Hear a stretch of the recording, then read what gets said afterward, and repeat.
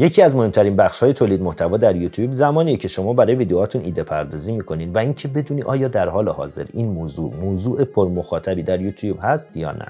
امروز تو این ویدیو تکنیک‌هایی رو در اختیارت میذارم که اگر این نکات رو رعایت بکنی به راحتی هم ایده پرمخاطب برای ویدیوهات داری، همین که میدونی آیا این موضوعی که برای کانالت انتخاب کردی موضوع پرمخاطبی هست یا نه. اگر هم خودت تجربه در این رابطه داری، چه مثبت چه منفی، میتونی خیلی راحت پایین این ویدیو در قسمت کامنت برای ما بنویسی و نظر خودت و تجربت رو با بچهای دیگه به اشتراک بذاری. ویدیو امروز ما از 4 بخش تشکیل شده که هر چقدر به بخش‌های پایانی نزدیک میشیم ایده ها و آنالیز ها دقیق تر و داده ها بیشتر میشه. پس ادامه این ویدیو رو از دست نده. من امیر مصلحت هستم و به کانال خودتون لاکس آیدیاز خیلی خوش اومدید. خب قبل اینکه کارمون رو شروع کنیم من یه یادآوری بکنم. همونطور که میدونید یوتیوب متعلق به شرکت گوگل هست و گوگل بزرگترین موتور جستجوی دنیاست. پس چقدر خوبه که ویدیو و ایده‌ای که می‌خوایم براش ویدیو ضبط بکنیم رو بریم ببینیم در سرچ گوگل و یوتیوب چه وضعیتی رو داره و بعد بریم داده‌ها و آنالیزهای کاملتر رو از اون 2 مرحله بعدی بگیریم. خب و اگر موافق باشیم بریم تو کامپیوتر، من این رو بهتون نشون بدم. خب وارد سایت گوگل میشیم و اینجا من مثلا موضوع آموزش آشپزی رو میخوام ببینم توی گوگل به چه صورت است. این رو سرچ میکنم. همونطور که میبینید یه سری موارد دیگر رو هم برام میاره. این بر اساس تعداد سرچی هستش که توی گوگل این موضوع داره.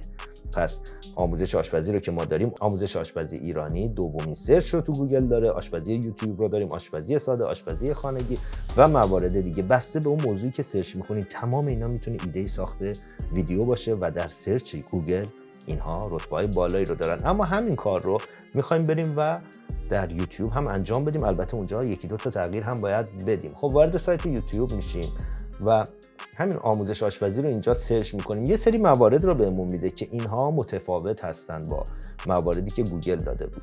پس تو سرچ یوتیوب ما مثلا آموزش آشپزی رو داریم، آشپزی ایرانی رو داریم، آشپزی افغانی رو داریم و موارد دیگه. خب من این رو سرچ میکنم. کاری که اینجا باید انجام بدید اینه که یه سری نتیجه رو برای من اینجا میاره. میایم این قسمت سمت راست، گزینه فیلتر رو روش کلیک میکنیم. روی آپلود دیت ما میایم این رو میذاریم روی دیس ییر که برای 1 سال گذشته ببینیم وضعیت به چه صورت بوده، یعنی از الان تا 12 ماه قبل. دوباره این فیلتر رو برمی‌داریم. این قسمت سورت بای رو هم میذاریم روی ویو کانت که بر اساس بازدیدها به ما نشون بده. خب میایم پایین. آموزش آشپزی اون نتایجی رو که برای ما آورده، این ویدیو 2 ماه پیش آپلود شده و 327,000 تا بازدید داشته. ویدیو بعدی 10 ماه که آپلود شده و 229,000 بازدید داشته. این اسپانسر و تبلیغاتی هستش. گزینه بعدیمون هستش 11 ماه 186,000 تا بازدید داشته و به همین ترتیب ما میدونیم الان موضوع آموزش آشپزی توی یوتیوب موضوع پربازدیدی هستش و مخاطبین زیادی رو داره. اما باز ما نیاز به یه سری داده‌های بیشتر داریم که بیشتر مطمئن بشیم.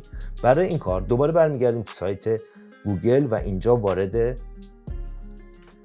گوگل ترندز میشیم.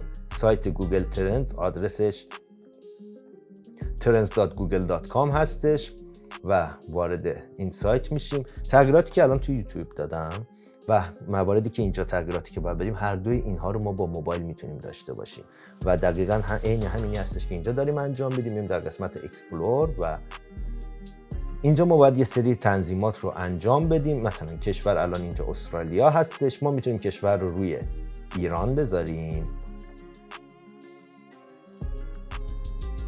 خب همونطور که میبینید ایران اینجا هستش. خب همونطور که میدونید ایرانیای زیادی رو هم ما داریم که الان خارج از کشور زندگی میکنن. اگر من این رو روی ایران بذارم، سرچ گوگل ترندز رو محدود میکنم به کشور ایران. پس به جای که ایران بذارید، من بهتون پیشنهاد میکنم این رو حتما روی گزینه ورلد واید بذارید که کل دنیا رو در بر میگیره. گزینه بعدی مدت زمانی هستش که ما میخوایم این موضوع رو سرچ بکنیم. روی 12 ماه 1 سال گذشته هستش. میتونید تغییرش بدید هر مقداری که خواستید یا در قسمت کاستومش خودتون اون تاریخ و زمان مورد نظرتون رو بدید. من این رو روی 5 سال گذشته میذارم. یه دونه کاتگوری هم داریم که میتونید موضوعی که دارید کار میکنید رو اینجا بهش بگید. گزینه بعدیش که خیلی مهمه گزینه وب سرچ هستش. این رو میایم روی گزینه یوتیوب سرچ میذاریم چون ما میخوایم وضعیت موضوع و ایدمون رو بر اساس سرچ یوتیوب ببینیم به چه صورت است. کاری که میکنیم آموزش آشپزی رو من اینجا سرچ میکنم، یه سری داده های خیلی کامل رو به من میده. تو 5 سال گذشته دقت بکنید آموزش آشپزی همیشه تو سرچ ها بوده و بازدید داشته، اما از در واقع جانوری سال 2023 این سرچ خیلی بالا رفته و همینطور بالا رفته و تا رسیده به آگوست 2024 یه سقوط سرچ و بازدید داشته و مجدداً همونطور که میبینید از همه زمانها نسبت به 5 سال گذشته در حال حاضر موضوع آموزش آشپزی بیشترین مخاطب رو در سرچ یوتیوب که ما اینجا بهش گفتیم بهمون نشون بده داره. خب میایم پایین. اولین گزینه بیشترین بازدید از ایران بوده، افغانستان بوده و جاهای دیگه. و چه موضوعاتی رو سرچ کردن در رابطه با آموزش آشپزی؟ دقت بکنید فست فود هستش، نوشته شده برکات. اینجا درصدهایی که به ما میده دقت بکنید، آموزش حرفه‌ای 400% تا 450% رو معمولا گوگل ترند میده، یعنی 4.5 برابر از حد استاندارد و همون 100% که هست. بیشتر از اون رو برکات میزنه. برکات یعنی الان عالیه و مخاطبین خیلی زیادی توی سرچ یوتیوب الان این موضوع رو دنبال میکنن. ببینید خیلی راحت شما الان اینجا آموزش فست فود رو دارید، آشپزخونه بین المللی، آشپزی حرفه‌ای و کلی ایده دیگر رو میتونید اینجا داشته باشید و براش ویدیو بسازید. میتونیم سفرم اینجا عوض بکنیم و همونطور که میبینید غذا، آموزش آشپزی حرفه‌ای، آشپزی ساده و موارد دیگر رو به ما میده. مثلا روی آشپزی حرفه‌ای من کلیک میکنم، وضعیت سرچش رو میتونیم به این صورت هم ببینیم. خب از این من برمیگردم. حالا همین کار رو میخوام با 2 تا ایده دیگه و 2 تا موضوع دیگه هم انجام بدم. به جای آموزش آشپزی این بار آموزش پریمیر رو توی 5 سال گذشته توی کل دنیا و در پلتفرم یوتیوب سرچ میکنم. همونطور که میبینید تو 5 سال گذشته تقریبا میتونیم بگیم مدام سرچ و جستجو و مخاطبین برای موضوع در پلتفرم یوتیوب بوده تا سپتامبر سال 2022 که یه سقوط داشته و مجددا از جانوری 2023 این نمودار در حرکت بوده. یه حالت سینوسی هم داره، خیلی زیادی بالا و پایین هستش و در حال حاضر مخاطبینش دارن هی کم میشن و البته هنوز وضعیت خوبی داره، ولی اون مثلا چند ماه قبلش نیستش که در مثلا می 2024 مخاطبین در حد خیلی بالایی بودند. باز از ایران و افغانستان بیشترین مخاطب رو داشته. آموزش پریمیر 0 تا 100 برکات هستش، یعنی براش ویدیو بسازید حتما اگر تو این زمینه فعالیت میکنید. وضعیت خیلی خوبی رو تو سرچ داره و موارد دیگه هم هستش. صفحه میتونم عوض بکنم. آموزش ادیت ویدیو، آموزش پریمیر 2020 اینا 90%، 250%، 350% هستش و موضوعات برکاتش هم اینجا آموزش ادیت، آموزش پریمیر 2022 اینا موارد دیگه‌ای هستن که الان مخاطبین خودشون رو در رابطه با ادیت ویدیو در روی پلتفرم یوتیوب دارن.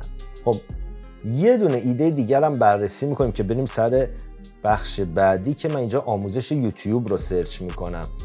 تو 5 سال گذشته بر روی پلتفرم یوتیوب، سرچ یوتیوب در کل دنیا همونطور که میبینید آموزش یوتیوب همینطور روند صعودی داشته تا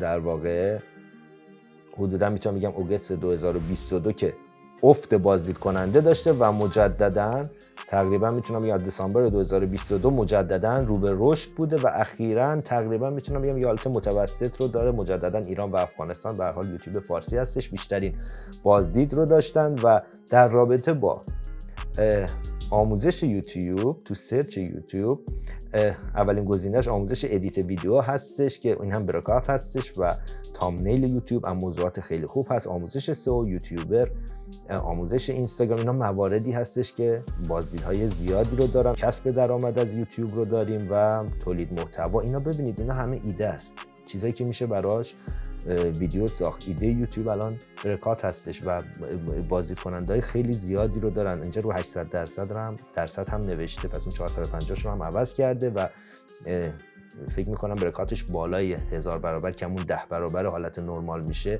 این رو داریم. ببینید ما خیلی راحت اینجا کلی ایده برای ساخت ویدیومون داریم. میتونیم وضعیت تک به تکش هم تو سرچ ببینیم، تو چه کشورهای بیشتر بوده و چه تیترهایی هم بیشترین سرچ رو داشته و اینجا ما خیلی راحت ایده پر مخاطب رو برای ساخت ویدیومون در اختیارمون هستش.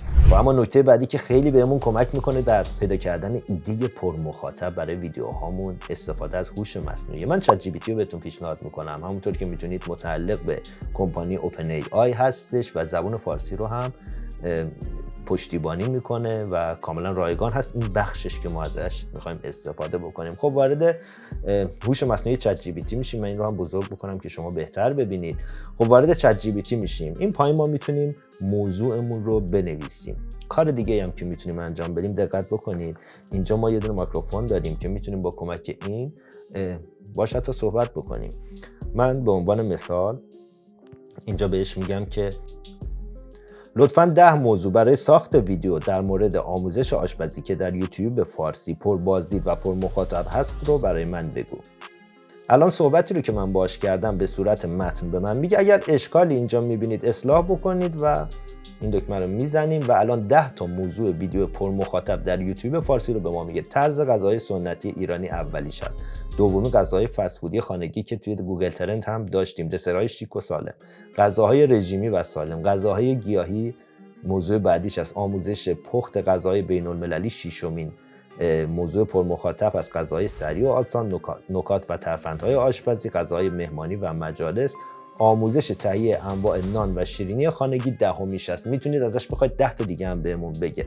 و همینطور در هر موضوعی در رابطه با آموزش پریمیر، هر موضوعی که دارید کار میکنید به راحتی میتونید از چت جی پی تی استفاده بکنید و با کمک چت جی پی تی موضوعات پرمخاطب رو داشته باشید. پس حتما هر ویدیویی رو که میخواید بسازید اول تو سرچ گوگل و یوتیوب چکش بکنید.